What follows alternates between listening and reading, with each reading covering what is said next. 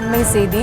ஆடி அமாவாசையை முன்னிட்டு தஞ்சை மாவட்டம் திருவையாறு காவிரிக்கரை புஷ்ப மண்டப படித்துறையில் பெண்கள் உள்பட ஏராளமானவர்கள் புனித நீராடி மறைந்த தங்கள் முன்னோர்களுக்கு தர்ப்பணம் செய்து வருகின்றனர். இது குறித்த அண்மை செய்தியை பார்த்து வருகிறோம்.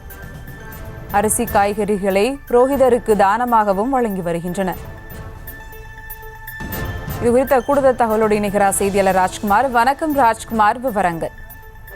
சுதா, அதாவது ஆடி அமாவாசையை முன்னிட்டு தஞ்சை மாவட்டம் திருவையாறு காவேரி கரை புஷ்ப மண்டப படித்துறையில் பெண்கள் உட்பட ஏராளமானவர்கள் புனித நீராடி மறைந்த தங்கள் மூதாதையர்களுக்கு தர்ப்பணம் செய்து வருகின்றனர்.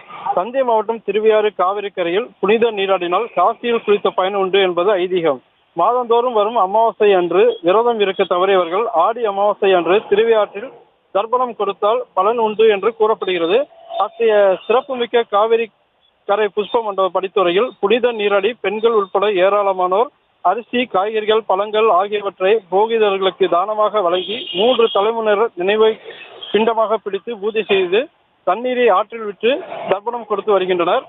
ஆயிரக்கணக்கானவர்கள் திறந்து இருப்பதால் பாதுகாப்பு பணியில் காவல்துறையினர் ஈடுபட்டு வருகின்றனர். இதனால் அந்த திருவையாறு சாலை முழுவதும் போக்குவரத்து மிகவும் பாதிக்கப்பட்டுள்ளது.